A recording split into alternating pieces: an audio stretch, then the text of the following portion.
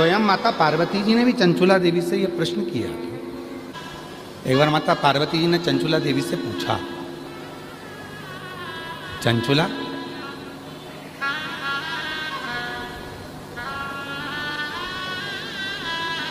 तो यहां तक कैसे पहुंची? ये कैलाश तक, शिवधाम तक, भगवान शंकर के इस पवित्र कैलाश धाम तक तो कोई पहुंच नहीं सकता। चंचुला तू कैसे पहुंच गई? साउंड वाले 5वें नंबर के पंडाल में पीछे जाइए और वहां थोड़ा लोग खड़े हैं, हाथ हिला रहे हैं, जरा कर देखिए।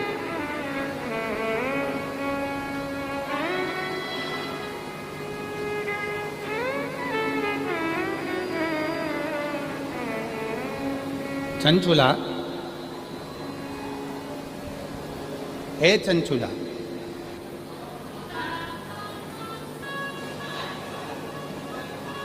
क्यों? कौन ने कटवाया? चालू कर दो उसको। चंचुला, मुझे एक बात समझ में नहीं आती कि तो कैलाश धाम तक, भगवान शिव के इस धाम तक तो कैसे पहुंच गई?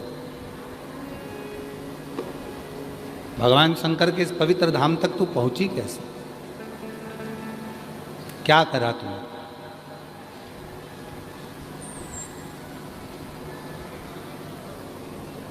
चंचुला बोली, मेरे जीवन का बहुत दुख है, बहुत दुख। कोई छोटा मोटा दुख मेरी जिंदगी का नहीं है, मेरे जीवन में बहुत दुख है, बहुत तकलीफ। और कल कथा में कहा था, जूते की दुकान पर एक जूता नहीं बिकता है, जूते की दुकान पर जोड़ी से जूता बिकता है। 8 नंबर का जूता लोगे तो 2 ही जूते मिलेंगे, एक इस पाँव का, एक इस पाँव। उसी तरह जीवन में जब हम जन्म लिए हैं तो हमारी जिंदगी में 2 ही चीजें हैं, एक सुख और एक दुख। और ये दोनों चीजें हमारे साथ में सब में चलती हैं।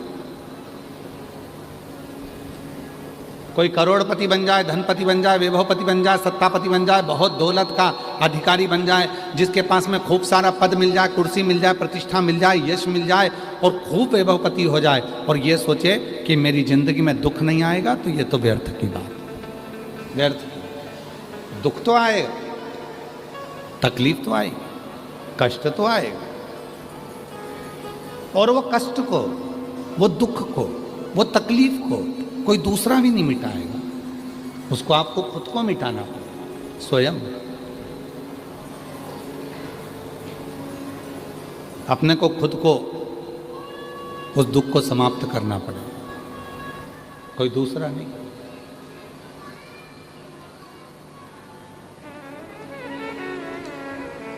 कल हम शाम को जब अग्रसेन भवन में जब पहुंचे, जहां रुके हैं भिलाई में, तो वहां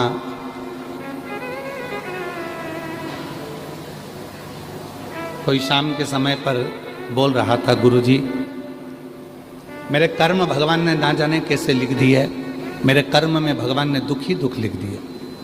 हमने कहा, देखो भैया, आप कह रहे हो कि भगवान ने आपका कर्म लिखा है, पर सही मायने में तो यह है कि अपना कर्म परमात्मा कभी नहीं लिखता, अपना कर्म अपन खुद लिखते हैं। हमने जो पूर्व में करा होता है वो हम आज पढ़ रहे हैं, और जो आज कर कर जाएंगे वो हमें अगले जन्म में पढ़ना है। कोई हमारे कर्म को कोई दूसरा नहीं लिख सकता, हमारे कर्म को कोई दूसरा लिखने वाला नहीं हो सकता। हमारे अपने कर्म को हम स्वयं लिखते हैं, स्वयं। इसलिए आपको कल भी कहा था, हिम्मत बुरे कर्म कर बंदे वरना पछताएगा, भगवान की आंखों से तू बच नहीं पाएगा, तू बच नहीं पाएगा। अरे ओ अज्ञानी मत कर नादानी, अरे ओ अज्ञानी मत कर नादानी। तेरे कर्म का फल भी तू ही पाएगा, जैसा किया तूने तेरे आगे आएगा। मत बुरे कर्म कर बंदे वरना पछताएगा, भगवान की आंखों से तो बच नहीं पाएगा, तू बच नहीं पाएगा। चंचुला देवी कहती है कि मैं बड़ी दुखी हूं। पार्वती जी बोल रही हैं कि दुख तो मेरे को मालूम है, तेरी जिंदगी में कितना दुख है, पर तू ये मुझे बता कि तू यहां कैसे पहुंच गई।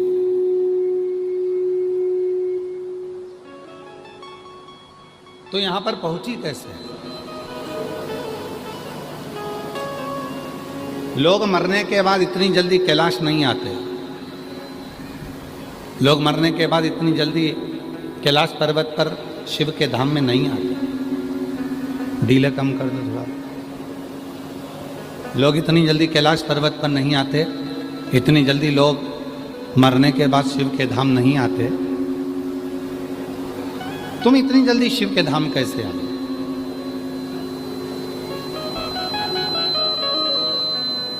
क्या कारण? चंचुला कहती है, मैं एक ब्राह्मण की पत्नी हूं, मेरा पति है बिंदु। मेरी जीजियों बड़ी सावधानी से सुनना। सावन के महीने में मंगलवार का जो दिन होता है उसको मंगला गौरी की व्रत का दिन कहते हैं। हमें इधर का नहीं मालूम कि इधर मंगला गौरी व्रत होता है कि नहीं होता। होता है? आप लोगों का है व्रत? इधर साइड भी होता है मंगला गौरी? तो जितनी भी मेरी जीजियां मंगला गौरी व्रत कर रही हैं, सबके चरणों को मैं नमन करता हूं, प्रणाम करता हूं। आप सभी को मेरी ओर से अखंड सौभाग्यवती होने का मंगला गौरी व्रत की बहुत बहुत बधाई। बहुत बहुत। आज ये कथा मंगला गौरी व्रत के दिन इसलिए सुना रहे हैं जिससे जितनी भी मेरी जीजियां हैं, जो जिस कामना से आई हैं, भगवान उनके हाथ का चूड़ा, पाँव की बिछुड़ी, मांग का सिंदूर, मस्तक की बिंदी मेरा भोले भंडारी मंगला गौरी व्रत की साक्षी में पूर्ण करे। खूब आनंद के साथ अखंडता उनके जीवन में हो और अखंड सौभाग्यवती हो, ये भाव से आज ये चंचुला देवी का चरित्र अपन लिया है।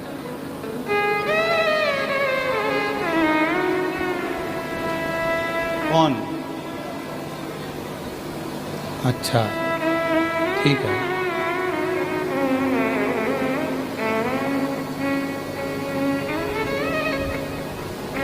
तो आज ये मंगला गौरी का जो चरित्र, मंगला गौरी के दिन में, आज मंगला गौरी व्रत के दिन पर जो चरित्र आया है उसको सावधानी से सुनो। चंचुला देवी कहती है, मैं ब्राह्मण की पत्नी हूं और बिंदुक मेरा पति है। बहुत अच्छा था मेरा पति, भगवत भजन भी करता था, कीर्तन भी करता था, मंत्र जाप भी करता था, नाम जाप भी करता था, भगवत भक्ति में डूबा रहता था। पर उसकी जिंदगी में कुछ ऐसे मित्र आ गए जिन मित्रों ने मेरे पति की दशा को बदल दिया,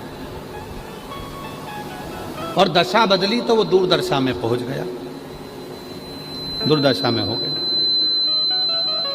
व्यसन वो करने लगा, मदिरापान वो करने लगा, जुआ वो खेलने लगा, मंदिर जाना बंद कर दिया, देवस्थान जाना बंद कर दिया, संकीर्तन करना बंद कर दिया, सत्संग करना बंद कर दिया, मंत्र जाप से परे हो गए, दूर।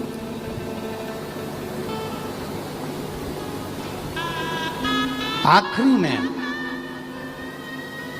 पैसे की भूख इतनी बढ़ गई, धन की भूख इतनी बढ़ गई कि मेरा पति चोरी करने लगा और चोरी का धन लेकर जा रहा था, और वो चोरी के धन को दीवार पर चढ़कर चोरी के धन को लेकर जा रहा था। उसको नहीं मालूम था कि साइड में कुआं है, उस कुएं के जल में मेरा पति गिर गया और गिरते ही मेरे पति के प्राण छूट गए। वो प्रेत योनि में चला गया।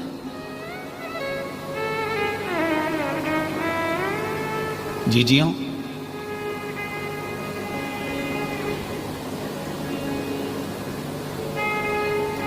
मंगला गौरी व्रत जो माताएं करती हैं उनको तो मालूम होगा कि श्रावण के महीने में मंगलवार के दिन यह मंगला गौरी व्रत होता है। कुंवारी लड़कियां भी करती हैं, शादीशुदा माताएं भी करती हैं, और जगत की जितनी नारियां हैं इस मंगला गौरी व्रत को अपनी कामना के लिए करती हैं। 16 चीज़ों का इसमें दान दिया जाता है। 16 वस्तुएं इसमें दान करी जाती हैं, 16 चीज़ें इसमें दान किए जाते हैं। चंचुला देवी ने जैसे ही देखा कि मेरा पति प्रेत योनि में पड़ गया और इस प्रेत योनि में पड़ने के बाद इसकी गति नहीं होगी, इसकी गति नहीं हो सकती,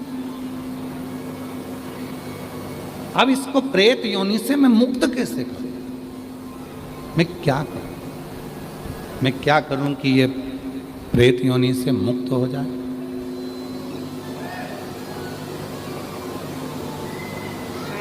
मैं ऐसा कुछ कर दूं जिससे यह प्रेत योनि से छूट जाए, तो करूं क्या? गई, एक ब्राह्मण देवता के पास पहुंची और वहां जाकर उसने उनसे निवेदन करा। ब्राह्मण देवता ने कहा, तुम्हारी पति तो इतना गलत था, जुआ खेलता, मदिरा पीता, मांसाहार करता, वेश्यावृत्ति करता, गलत काम करता, तो उसको तो प्रेत योनि में जाना ही था। डीले कम कर दो, डीले कम कर दो, उसको तो प्रेत योनि में जाना ही था। अब उसके लिए क्या करोगी? चंचुला देवी ने ब्राह्मण देवता से कहा, बाबा मैं भी ब्राह्मणी हूं, ब्राह्मण की पत्नी हूं, पर बात इतनी सी है कि मेरा पति स्वप्न में आता है और बोलता है कि मेरी मुक्ति नहीं हुई, मेरा मोक्ष नहीं, प्रेत की योनि में पड़ा, भटक रहा। कभी वो मुझे श्वेत कपड़े में दिखता है, कभी मुझे वो सफेद वस्त्र में नजर आता है, कभी एकदम विकराल सा रूप रख लेता है, कभी उसके दांत बड़े नजर आते हैं, कभी उसकी बड़ी बड़ी आंखें नजर आती है, कभी बाल बिखरे नजर आते हैं, कभी उसका स्वरूप मुझे समझ नहीं आता, उसका स्वरूप क्या है? मेरे को समझ में नहीं आता कि उसका स्वरूप क्या है। मैं उसको जान नहीं पाया, मैं बड़ी दुखी हूं। ब्राह्मण देवता ने कहा कि अगर तुम्हारा पति प्रेत योनि में है तो उसके लिए तुम्हारे को मैं एक संत का पता देता हूं, संत के पास जाओ, उस साधु से पूछो। साधु के पास गई, बाबा जी मेरा पति प्रेत योनि में पड़ा हुआ है, उसकी मुक्ति नहीं हो रही है, उस मुक्ति का तुम्हें जतन क्या करूं, उसकी मुक्ति का साधन क्या करूं, उसकी मुक्ति के लिए मैं करूं क्या, उसकी मुक्ति के उपाय क्या करूं? शंभु शंभु शंभु शंभु शंभु शंभु शंभु, उसकी मुक्ति का मैं यत्न क्या करूं, उसकी मुक्ति का उपाय क्या करूं? शंभु शंभु शंभु शंभु शंभु शंभु, उसकी मुक्ति का मैं यत्न क्या करूं, उसकी मुक्ति का मैं उपाय क्या करूं? क्या उपाय करूं, क्या यत्न? आप जो बताएं मैं यत्न करने को तैयार, मैं उपाय करने को तैयार। आप जो उपाय बोलोगे मैं वो उपाय कर लूंगा। संत ने कहा,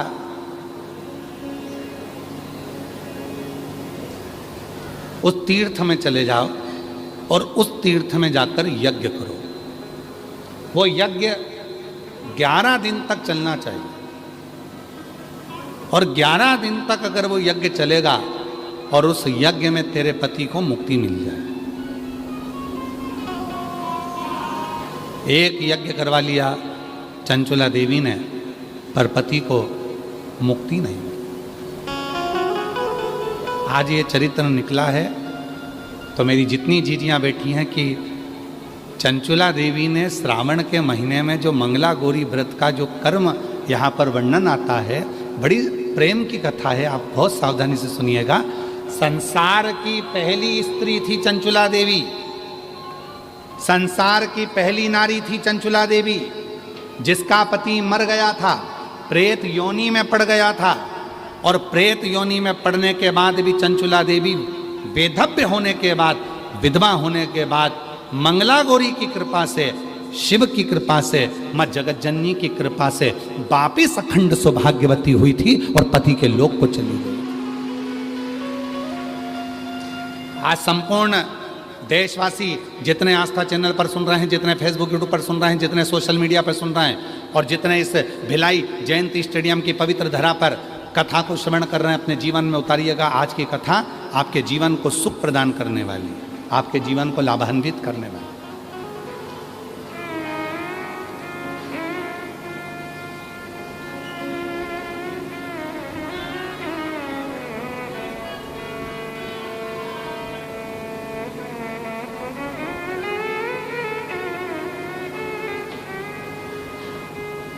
गई चंचुला देवी तीर्थ में जाकर उसने यज्ञ करवाया, पर उस यज्ञ से उसके पति को मुक्ति नहीं।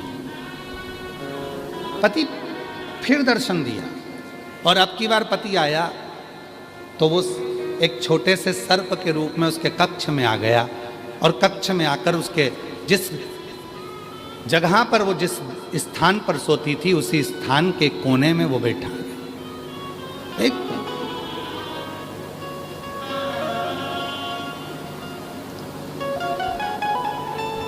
फिर उसको आवाज आई, मेरी मुक्ति नहीं, मेरी मुक्ति नहीं। फिर गई, बाबा साधु जी, संत जी बताओ मेरे पति को मोक्ष कैसे मिलेगा? तो कहा इतने महीने तक आपको व्रत रखना पड़ेगा और उस व्रत को रखने के बाद इतना सामग्री आपको पूजन कराना पड़ेगा और इतनी सामग्री का आपको दान देना पड़ेगा। चंचुला देवी ने व्रत रखा। कहते हैं 2.5 वर्ष तक चंचुला देवी उस व्रत को करती रही। 2.5 वर्ष जो व्रत संत ने बताया था वो 2.5 वर्ष तक चंचुला देवी ने करा। 2.5 वर्ष में चंचुला देवी केवल जल का आचमन करती थी, जल का आचमन चंचुला देवी करती थी, उसके सिवाय कुछ ना लेती थी। ऐसी दुर्बल सी चंचुला देवी 2.5 वर्ष में हो गई थी। 2.5 वर्ष में एकदम दुर्बल हो गई थी, कुछ भी शरीर में नहीं था, केवल हार्ड शरीर में हड्डियां ही हड्डियां थी और ये चमड़ी थोड़ी सी चढ़ी हुई थी, मांस पूरा गल चुका था। चंचुला देवी एकदम दुर्बल हो गई थी, एकदम दुर्बल। पूरा व्रत कर लिया, दान कर लिया, पुण्य कर लिया, उपवास कर लिया, यज्ञ कर लिया। अब चंचुला देवी ने विचार करा अब तो मेरा पति को प्रेत की योनि से मुक्ति मिल गई होगी। चंचुला देवी वापस अपने घर पर आई। घर पर आकर चंचुला देवी ने फिर विश्राम करा और विश्राम करने के बाद प्रातः में उठी, उठकर भोजन बना रही थी और भोजन बनाते समय खिड़की में से आवाज आई, भूख लगी है, भोजन दे दो, मुझे भूख लग रही है, भोजन दे दो,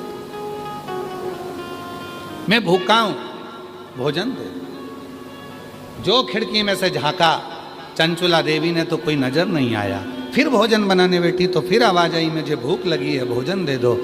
चंचुला देवी ने आवाज लगाकर कहा, मैं खिड़की में से झांकती हूँ, कोई मुझे दिखता नहीं है, तुम कौन हो जो तुम भूख से व्याकुल हो और मुझसे भोजन मांग रहे हो? तभी बिंदुक फिर आवाज लगाकर बोला, चंचुला मैं तेरा पति बिंदुक प्रेत योनि में पड़ा हूँ, मेरी मुक्ति नहीं हुई है। चंचुला कहती है मैंने यज्ञ करवा दिया, मैंने पूजन करवा दी, मैंने व्रत करवा दिया, मैंने उपवास करा दिया, मैंने दान दे दिया, मैंने अनुष्ठान करा दिया, मैं सारे तीर्थों में घूम कर आ गई, सारे तीर्थ में होकर आ गई और हर जगह पर मैंने सब कुछ किया। अब केवल मेरे पास कुछ भी धन नहीं बचा है, केवल जिस छोटे से झोपड़े में मैं रहती हूँ, इस झोपड़े को बेचने के सिवाय मेरे पास साधन नहीं है। मेरे जितने जेवर थे मैं सब बेची आई, क्योंकि अब कुछ बचा नहीं है। यज्ञ कराना है तो थोड़े धन की जरूरत पड़ेगी, अनुष्ठान कराना है तो धन की जरूरत पड़ेगी, उपवास करा है तो भी धन की जरूरत पड़ेगी, और कोई पाठ पूजन करना है तो भी धन की जरूरत पड़ेगी। मेरे पास अब धन नहीं बचा है, मैं कैसे तुम्हारी मुक्ति का साधन ढूंढूं, मैं कैसे तुम्हें मुक्त कर दूं, कैसे मुक्त? चंचुला की आज आंख में से जल बह रहा था और रो रही थी चंचुला, आंख में से जल निकल रहा, जल समझ नहीं पा रही अब मैं क्या करूं, रो दी, बिलख दी, चल दी, खूब रो रही थी, खूब।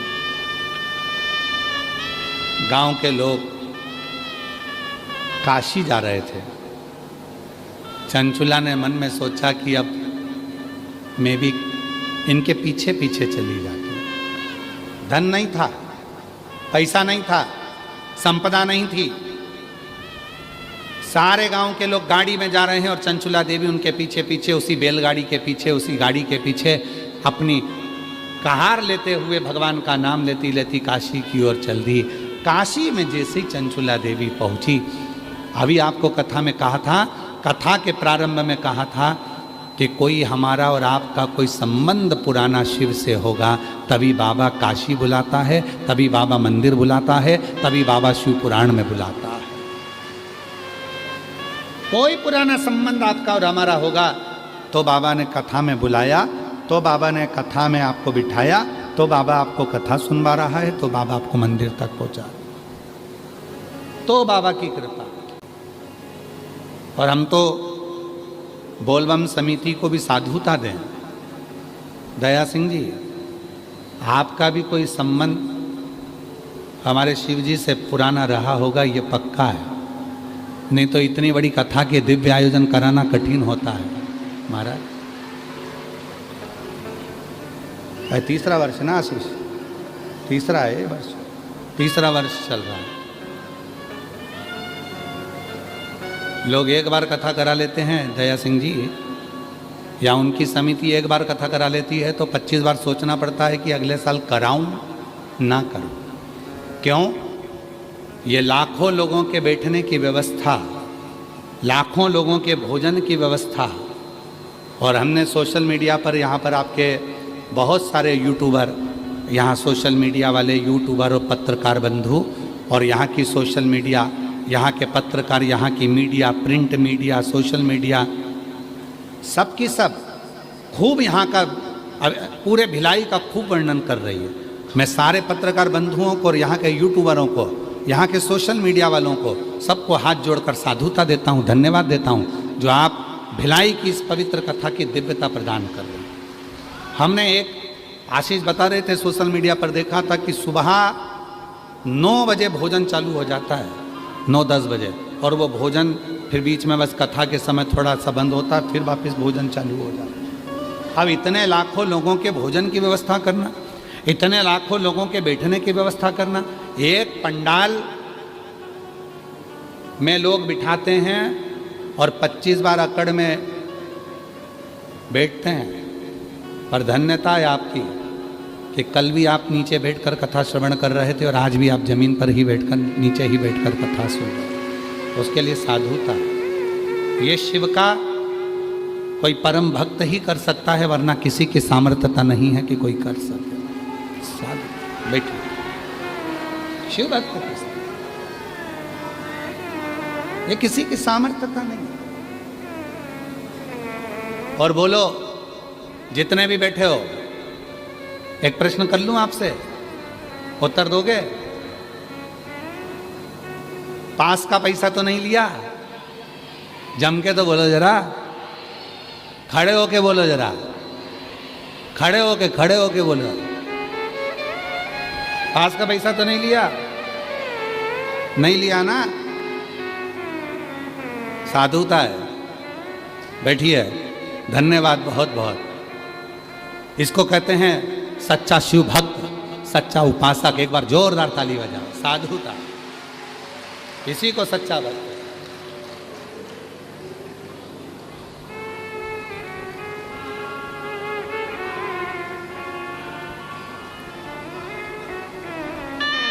कथा, सत्संग व्यापार की वस्तु नहीं है, व्यापार की वस्तु नहीं है। कई लोग तो ऐसे भी हैं जो हमारा ही नाम लेकर धन भी ले लेते हैं। तो कथा सत्संग संकीर्तन व्यापार की वस्तु नहीं है, ये भगवान की अविरल भक्ति। चंचुला देवी चली, काशी में पहुंच गई। काशी पीछे पीछे जा रही थी, सारे गांव के लोग जा रहे थे, सारे गांव के लोग के साथ में पीछे पीछे पीछे पीछे जा रहे।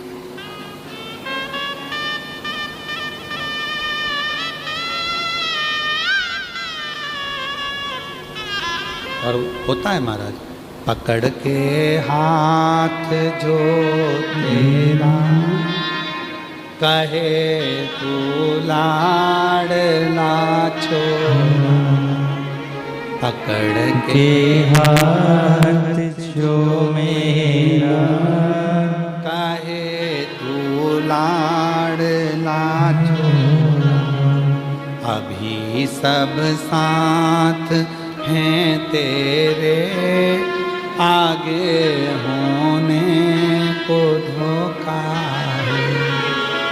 शिव भज लो, शिव भज लो, अभी भजने का मौका है। शिव भज लो, शिव भज लो, अभी भजने का मौका है। अभी भजने का मौका है, अभी भजने का मौका है, अभी भजने का मौका है, अभी भजने का मौका है। शिव भज लो, शिव भज लो, अभी भजने का मौका है। बोलो बोलो, शिव भज लो, शिव भज लो, अभी भजने का मौका है। अभी भजने का मौका है, अभी भजने का मौका है, अभी भजने का मौका है, अभी भजने का मौका है, अभी भजने का मौका है, अभी भजने का मौका है, अभी भजने का मौका है, अभी भजने का मौका है। शिव भज लो, शिव भज लो, अभी भजने का मौका है। शिव भज लो, शिव भज लो, अभी भजने का मौका है।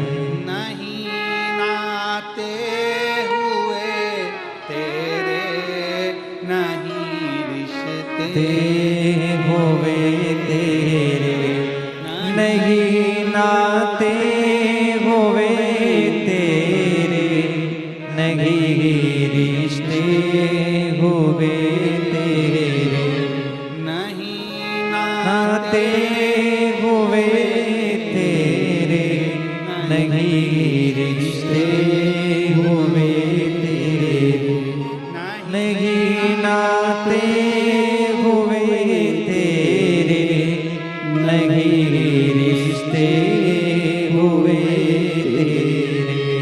शिव भज लो, शिव भज लो, अभी भजने का मौका है। शिव भज लो, शिव भज लो, अभी भजने का मौका है। नहीं मौका ये फिर आए, जिभ्या से शिव निकल जाए। नहीं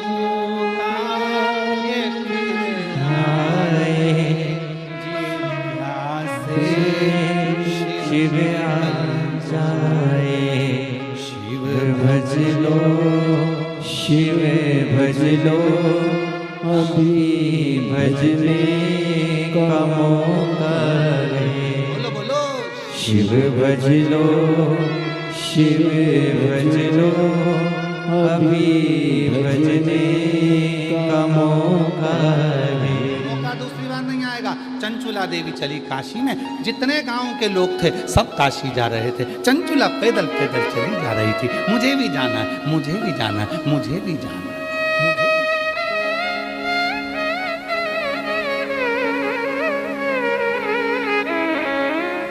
मुझे भी जाना है।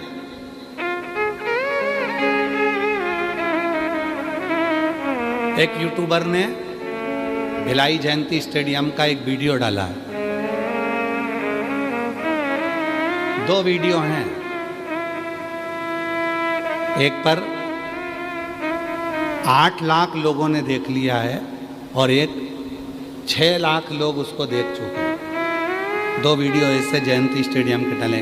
एक वीडियो है जिसमें 2 बहनें अब जगह संभालने के लिए लड़ रही हैं। जिस यूट्यूबर ने बनाया है, अगर वो यहाँ पर हो तो मैं उसको आमंत्रित करता हूँ बेलपत्री देने के लिए कि उसने कितनी सुंदर बात कही। पहले तो ये सुनो, उस यूट्यूबर ने क्या कहा। दुनिया के लोग प्रॉपर्टी के लिए लड़ते हैं, दुनिया के लोग गाड़ी के लिए लड़ते हैं, दुनिया के लोग सीट के लिए लड़ते हैं, दुनिया के लोग अपने नल के लिए लड़ते हैं। हमने जयंती स्टेडियम में पहले भक्त देखे जो अपने शिव की कथा के सुनने के लिए जगह के लिए लड़ते हैं। उस यूट्यूबर ने दोनों का लड़ाई दिखाया। अगर वो यूट्यूबर बैठा हो तो जरूर आ। और दूसरा यूट्यूबर है जिसने एक माताजी ढोलक पीट पीट के एक भजन गा रही है। 4-6 माताएं बैठी हैं और उन माताजी के 2 दांत हैं।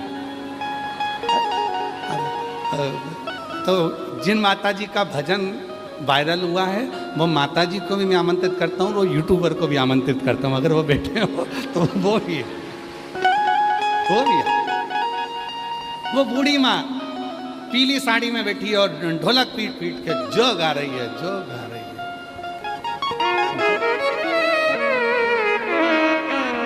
तो वो माँ अगर बैठी हो तो वो भी, और वो यूट्यूबर बैठा हो जिसने वो यूट्यूब पे डाला है, उस यूट्यूबर को मैं साधुता देता। आए, हमारी ओर से उनका स्वागत है दोनों यूट्यूबरों का। और वो दोनों बहन जो लड़ रही थी जगह के लिए, वो भी बैठी हो तो आ जाओ, उनका भी स्वागत है, उनका भी स्वागत।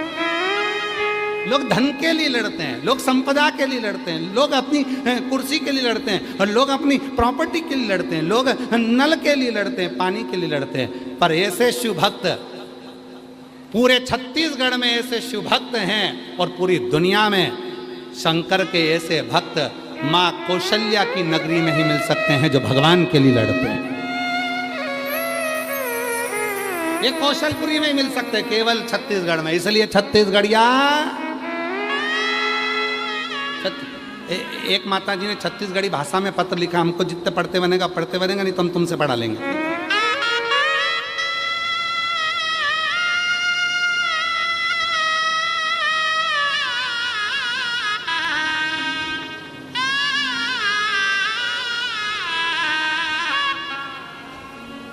देखो, हमारी गलती मत देखना हो, अगर हम कोई शब्द गड़बड़ हो जाए तो क्षमा करिएगा, ठीक है।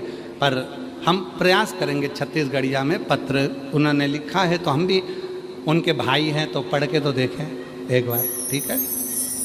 मोर नाम लीलेश्वरी बाई साहू है, आउ मोर पति के नाम चमन लाल साहू है। गांव मुंडपार, सुरगी, जिला राजनांदगांव, छत्तीसगढ़। कहीं बैठी हों तो आ सकती हैं, हाथ हिला सकती हैं। बाबा में 1 लोटा जल के काय कहो, बाबा आज मैं जाने गुरुजी मैं व्यास पीठ के पांव परत हो। गुरुजी मैं आज बहुत खुश हो। गुरुजी आज भिलाई छत्तीसगढ़ के वाह कथा आए, मोर घर में बहुत परेशानी रही से। हमार घर का खपरा छानी वाला रही से। खपरा छानी वाला रही से मतलब घर जो है खपरा वाला, कबीलू वाला है ना, ठीक है, खपरा छानी रहीस रही है। गुरुजी हमार घर के सबो जन मंदिर में एक लोटा जल चढ़ाए बर जाए। गुरुजी बाबा भोलेनाथ के कृपा ले हमार घर खपरा छानी से पक्का घर मकान बन गया हो। मोर पति हाँ मिस्त्री काम करत रहिस्ता, बाबा के कृपा ले बाबा की कृपा ले ई रिक्शा भी दिला दिस। मैं यहाँ आके बहुत खुश हूँ। दया सिंह भैया ला धन्यवाद जे हाँ 4 बार यहाँ कथा कराई सऊ, मैं 4 बार आए हो। धन्यवाद गुरुजी, हमला बाबा भोलेनाथ के बारे में बताया, अच्छा किया। और नीचे लिख दिया लुटा दिया काशी वाला ने लिखा, हमने लिख दिया सियोर वाले ने, और कर दिया माला काशी वाले ने। अब इतना अच्छा पत्र लिखा है जी कहीं पे बैठी हो। मोर नाम लीलेश्वरी भाई साहब और मोर नाम पंडित प्रदीप मिश्रा हाँ।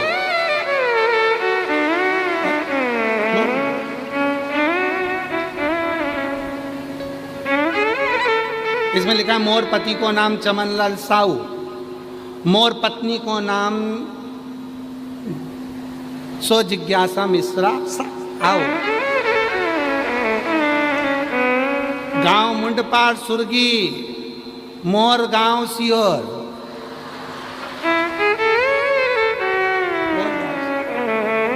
वाह मेरी बहन, बहुत जोरदार अपनी भाषा में पत्र लिखने के लिए जोरदार ताली। साधु।